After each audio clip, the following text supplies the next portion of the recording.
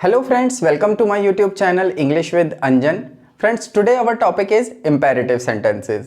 तो फ्रेंड्स, जैसे ही imperative sentences के बारे में हम बात करते हैं तो confusion आ जाती है कि इसके अंदर किस तरीके के sentences पाए जाते हैं। और हमारे टीचर्स कहते हैं कि imperative sentences वो होते हैं जिसमें या तो ऑर्डर या रिक्वेस्ट का बोध होता हो। मतलब ऐसे सेंटेंसेस जिसके अंदर या तो हम किसी को ऑर्डर देते हैं या हम किसी से रिक्वेस्ट करते हैं, जैसे यहाँ आओ, खाना खा लो, पानी पी लो, दरवाज़ा बंद कर दो। इस तरीके के सेंटेंसेस आते हैं। फ्रेंड्स, ये बात बिल्कुल सही है कि इसके अंदर ऑर्डर या रिक्वेस्ट जैसे सेंटेंसेस आते हैं।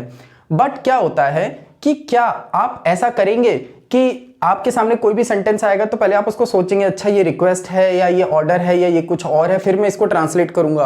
क्या आप ऐसा कर पाएंगे हमेशा? और ऐसा हो सकता है? तो फ्रेंड्स, जब मैंने इंग्लिश सीखी, जब मैं लर्निंग स्टेज में था, तब मेरे सामने भी यही प्रॉब्लम आती थी कि मैं इनको कैसे ढूंढूं। तो ऐसा आपको देखिए, सेंटेंस तो ऐसे ही होंगे बट इनको ढूंढने का एक अलग तरीका भी है जो ये बहुत ही इजीली हमें समझ में आ जाएंगे। तो फ्रेंड्स, क्या होता है, इंपेरेटिव सेंटेंसेस हम उनको भी सोच सकते हैं जो वाक्य ऐसे होते हैं जो ना तो पास्ट को दर्शाते ना फ्यूचर को दर्शाते, जो करंट सिचुएशन को दर्शाते हैं। जिस तरीके से हम बोलते हैं वो बिल्कुल उसी तरीके के वाक्यों को दर्शाते हैं या बताते हैं जो तभी होने वाली है। क्रिया जो है उस वाक्य की वो उसी समय पर होने वाली है, उसी को हम इंपेरेटिव सेंटेंसेस कहते हैं। जैसे एग्जांपल देखिए, यहाँ आओ। अगर मैं आपसे कहता हूँ यहाँ आओ, तो क्या आप 2 घंटे बाद आओगे यहाँ, या आप पास्ट में आए थे? नहीं ना, आप तुरंत आओगे। तो इसी तरीके के सेंटेंसेस ही इंपेरेटिव सेंटेंसेस में आते हैं। जैसे खाना खा लो। अगर मैं किसी से कहता हूँ खाना खा लो, तो क्या वो 2 घंटे बाद या 4 घंटे बाद खाना खाएगा? नहीं, उसी समय खाने के लिए मैं उसको इनवाइट कर रहा हूँ। खाए ना खाए वो एक अलग बात है, बट मैं उसको इनवाइट उसी समय के लिए कर रहा हूँ। दरवाजा बंद कर दो, दरवाजा भी आप उसी समय बंद करोगे। तो इंपेरेटिव सेंटेंसेस वे सेंटेंसेस होते हैं जो उसी समय, जो करंट, जो बिल्कुल उसी टाइम प्रेजेंट की जो सिचुएशन होती है, उसी समय पर ही उन क्रियाओं को किया जाता है या करने के लिए हमें बोला जाता है। तो उन्हीं को हम इंपेरेटिव सेंटेंसेस कहते हैं। आई होप आपको समझ में आया होगा। और एक और बात याद रख सकते हैं कि इन वाक्यों के एंड में ना तो है, था, ता है, ती है, रहा है, चुका है, इस तरीके की कोई भी पहचान नहीं आती है।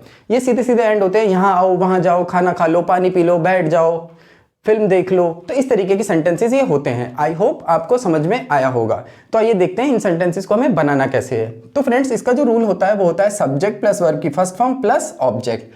फ्रेंड्स, क्या होता है, हमारी बुक्स में सब्जेक्ट नहीं दिया होता, इसमें यहाँ सब्जेक्ट गायब होता है। सीधा इसका रूल होता है वर्ब की फर्स्ट फॉर्म प्लस ऑब्जेक्ट। वो रूल भी ठीक है, बट मैंने यहाँ सब्जेक्ट लिखा है, इसका एक रीजन है, मैं अभी आपको बताऊंगा। जैसे एग्जाम्पल देखते हैं, यहाँ आओ। देखिए फ्रेंड्स, इसमें सब्जेक्ट नहीं है क्योंकि सब्जेक्ट कौन होता है? जो काम को करता है। यहाँ क्या काम हो रहा है? आने का। आएगा कौन? नहीं पता, तो यहाँ पर सब्जेक्ट नहीं है। तो जब हिंदी में सब्जेक्ट नहीं पता तो इंग्लिश से भी सब्जेक्ट को हम गायब कर देंगे, सीधा सीधा वर्ब लेंगे। वर्ब क्या है? आने की, कम। ऑब्जेक्ट क्या है? Here, come here. I hope आपको ये पॉइंट समझ में आया होगा। सब्जेक्ट नहीं है, सीधा सीधा बन गया। क्या होता है फ्रेंड्स, सब्जेक्ट है यहाँ पर बट वो हिडन होता है हमेशा। जैसे यहाँ पर सब्जेक्ट तुम होता है, क्योंकि भाई मैं अगर किसी को बुला रहा हूं, मैं किसी को कह रहा हूं यहाँ आओ, तो वो तुम ही तो है, वो सेकंड पर्सन ही तो है जिसको मैं बुला रहा हूं। तो यहाँ पर तुम होता है, इंग्लिश में ये हमेशा यू ही होता है, लेकिन हम इसको बोलते नहीं है, हिडन होता है ये। तो इस बात का ध्यान रखिएगा, ये कई जगहों पर हमें हेल्प करता है, आगे जाके बताऊंगा मैं आपको। अब मान लीजिए कोई और सेंटेंस है, जैसे बैठ जाओ, उसकी इंग्लिश क्या बनेगी? Sit down. मैं कहता हूं खाना खा लो, ईट द फूड। अब देखिए, इन सेंटेंसेस के अंदर सब्जेक्ट नहीं था और हमने इनको सीधा सीधा पहले क्रिया और फिर ऑब्जेक्ट लगाया और हमारा सेंटेंस बन गया। बट फ्रेंड्स, कई सेंटेंसेस ऐसे भी आते हैं जिसमें सब्जेक्ट हमें बोलना पड़ता है। जैसे मान लीजिए सिचुएशन है, मेरी क्लास में 50 स्टूडेंट्स हैं और उन 50 स्टूडेंट्स में से मैं एक स्टूडेंट को बुलाना चाहता हूं। तो अब मैं कहूंगा यहाँ आओ, तो कैसे पता चलेगा मैं उन 50 में से किसको बुला रहा हूं? तो मुझे उस स्टूडेंट का नाम लेना पड़ेगा। मान लीजिए मैं कहता हूं मोहन यहां आओ। तो देखिए, इस सेंटेंस में सब्जेक्ट क्या है? यहां सब्जेक्ट मिल गया हमें मोहन, क्योंकि आने का काम कौन करेगा? मोहन करेगा। तो मोहन यहां सब्जेक्ट हो गया। तो इसी वजह से मैंने यहां सब्जेक्ट लिखा है, क्योंकि कई सेंटेंस आपको ऐसे भी मिलेंगे जिसमें सब्जेक्ट आएगा। तो यहां क्या करना पड़ेगा? आपको सब्जेक्ट पहले लिखना पड़ेगा, मोहन कम हियर। अब देखिए, आपको बस एक चीज करनी है, आपको यहां कमा लगा देना है। तो यहां पर आपका सेंटेंस बिल्कुल सही हो जाएगा, मोहन कम हियर। और जब आप बोलेंगे स्पोकन में, आपको क्या करना है? इसके बाद थोड़ा सा पॉज लेना है। Mohan come here. जब आप थोड़ा सा पॉज लेकर बोलेंगे तो आपका सेंटेंस बिल्कुल सही जाएगा। तो आपको इससे पता चल जाएगा कि हमने सब्जेक्ट का यूज किया है। फ्रेंड्स एक और सेंटेंस लेते हैं। एक और कंफ्यूजन आती है क्योंकि स्टूडेंट्स क्या सोचते हैं, जब भी कुछ नाम आया या कुछ आया वो सब्जेक्ट हो गया। तो जैसे मान लीजिए सेंटेंस है डॉक्टर के पास जाओ। यहां से आपको दो बातें सीखने को मिलेंगी। देखिए ये जो सेंटेंस है डॉक्टर के पास जाओ, इसके अंदर सब्जेक्ट क्या है? आप कहेंगे डॉक्टर। फ्रेंड्स यहाँ पर डॉक्टर सब्जेक्ट नहीं है, क्योंकि सब्जेक्ट कौन होता है? जो क्रिया को करता है। भाई काम कौन कर रहा है? मैं जिससे बोल रहा हूं कि डॉक्टर के पास जाओ, तो जो जाएगा, ये जो व्यक्ति है जो इस काम को कर रहा है, वो सब्जेक्ट है। क्या मैंने उसका नाम लिया? नहीं। मैंने ये तो नहीं कहा तुम डॉक्टर के पास जाओ, तो मैंने ये तो नहीं बोला तुम, तो ये सब्जेक्ट नहीं है। यहां पर तो क्रिया क्या आएगी? तो सब्जेक्ट नहीं है, सीधा क्रिया को ले लूंगा, गो। अब देखिए ध्यान रखिएगा, किसी के पास जाना या किसी के पास आना, उसको हम टू कहते हैं। आप इसको हमेशा याद रखिएगा, किसी के पास जाना या आना टू कहलाता है। Go to doctor, go to doctor या go to see the doctor, वो हम बाद में देखेंगे। अभी तो फिलहाल हमें ये देखना है कि इसे हमें कैसे यूज करना है। आई होप आपको ये पॉइंट भी समझ में आया होगा कि सब्जेक्ट कैसे मिलता है। और कभी कभी हमें ऐसा लगता है कि सब्जेक्ट है बट वो सब्जेक्ट नहीं होता। तो फ्रेंड्स अगर आपने यहाँ गौर किया हो तो ये सारे सेंटेंस जो है वो अफर्मेटिव फॉर्म में है, सीधे सीधे चल रहे हैं। यहाँ हो, खाना खा लो, पानी पी लो, बैठ जाओ। बट हम इनका नेगेटिव भी बना सकते हैं। जैसे इन्हीं सेंटेंसेस को मैं नेगेटिव में भी बोल सकता हूं। जैसे डॉक्टर के पास जाओ, डॉक्टर के पास मत जाओ। मोहन यहां आओ, मोहन यहां मत आओ। खाना खा लो, खाना मत खाओ। तो अगर आप गौर करेंगे तो इसका नेगेटिव बनाने के लिए हमें इसमें मत लगाना पड़ रहा है, और मत को हम बोलते हैं डोंट। तो आइए इसका नेगेटिव फॉर्म भी देखते हैं। तो फ्रेंड्स जब इसका नेगेटिव आता है तो जैसे मैंने अभी आपको बताया, इसमें मत जुड़ जाता है। वाक्यों में क्या आ जाता है? मत। और इंग्लिश में मत को कहते हैं डोंट। तो कुछ भी नहीं होता, बिल्कुल same rule, subject plus verb की फर्स्ट फॉर्म प्लस ऑब्जेक्ट। इसका जैसे नेगेटिव आता है तो subject plus don't plus verb की first form plus object. Friends कई लोग कहते हैं इसको आप डू नॉट करके भी बोल सकते हो, नहीं बोलना चाहिए, वरना ही प्रेजेंट इंडेफिनिट टेंस की सेंस देने लग जाता है। इसकी सेंस थोड़ी सी अलग चली जाती है, हमें ऐसा नहीं बोलना चाहिए, इसको डोंट ही बोलिएगा। देखिए सेंटेंस है यहां मत आओ, मैंने इसी का नेगेटिव लिया, यहां आओ यहां मत आओ। तो देखिए सब्जेक्ट नहीं है, सीधा सीधा क्या आ जाएगा? सबसे पहले डोंट आएगा। क्रिया क्या हो रही है? आने की। कम कहां? हियर। Don't come here. मुझसे बात मत करो। अब जैसे मैं कहता हूं मुझसे, देखिए ये बहुत इंपॉर्टेंट है, इससे आपको एक बहुत अच्छी बात सीखने को मिलेगी। मुझसे बात मत करो। देखिए फ्रेंड्स इसमें सब्जेक्ट क्या है? सब्जेक्ट क्या है? मुझसे नहीं, इसमें भी सब्जेक्ट नहीं है, क्योंकि जो मुझसे बात नहीं करेगा, भाई क्रिया क्या है? बात ना करने की।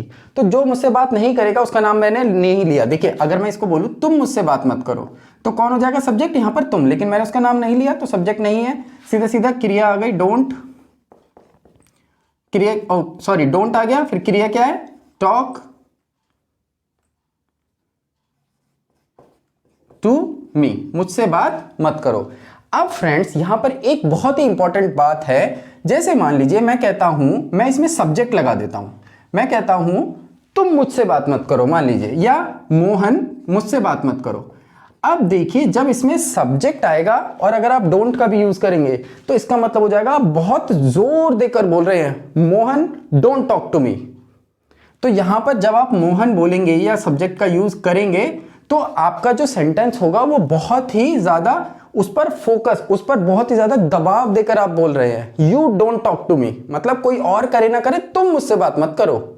तो जब आप बहुत ज्यादा नाराज होते हैं, गुस्से में होते हैं, जब आप किसी बात को मना करते हैं, यू डोंट सिट हियर, तुम यहां मत बैठना या मत बैठो, तो इस तरीके से यहां पर हम बहुत ज्यादा गुस्से या बहुत ज्यादा दबाव को दर्शाते हैं जब हम सब्जेक्ट का यूज कर देते हैं। आई होप आपको ये पॉइंट भी समझ में आया होगा। बिल्कुल ऐसा ही होता है, बस इसका नेगेटिव हो जाता है। अब फ्रेंड्स क्या होता है, इसको आप चाहें तो आप फ्यूचर में भी, देखिए ये इसका नेगेटिव हुआ, ये प्रेजेंट में ही यूज कर सकते हैं, इसका हम पास्ट में यूज नहीं कर सकते। बट क्या होता है, कुछ सेंटेंस ऐसे आते हैं इसके अंदर जो फ्यूचर को दर्शाते हैं, इसी में ही मना करने में ही फ्यूचर को भी दर्शाते हैं, और उनको हम किससे डिनोट करते हैं? Never say. उनको हम नेवर से डिनोट करते हैं। तो इसका जो रूल होता है बस कुछ भी नहीं होता, इसका रूल भी बड़ा इजी सा होता है। इसका रूल बनता है सब्जेक्ट नेवर, डोंट की जगह नेवर आ जाता है, वर्ब की फर्स्ट फॉर्म प्लस ऑब्जेक्ट। बस। और हिंदी में क्या होता है, हिंदी में जो इसके एग्जाम्पल होते हैं, देखिए मैं आपको इसका एग्जाम्पल देता हूं, जैसे कभी झूठ मत बोलना। देखिए फ्रेंड्स, अब जैसे यहां पर क्या हुआ था, हमने बोला था यहां मत आओ, तो ये प्रेजेंट को दर्शा रहा था, अभी मत आओ।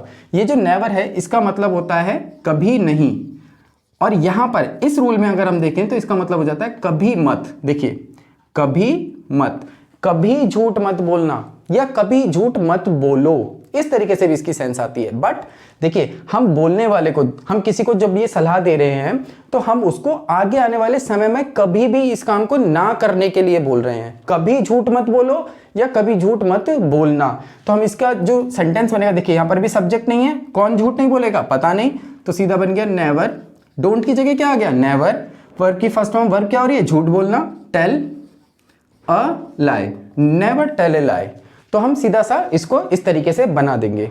फ्रेंड्स क्या होता है, आप चाहें तो इसको नेवर को हटा भी सकते हैं, आप इसको डोंट से भी बना सकते हैं। देखिए कैसे, तो आप इसको क्या करेंगे, डोंट लिख देंगे यहां पर, डोंट टेल ए लाई, बस आपको क्या करना है, एवर, यहां पर एवर जोड़ दीजिए, don't tell a lie ever. तो ये बिल्कुल इसी तरीके से, इसी रूल से बन जाएगा, लेकिन सेंस इसकी ही देखा। देखिए क्योंकि क्या बोलते हैं, मत को क्या बोलते हैं, इसको डोंट बोलते हैं, मैंने डोंट से बना दिया।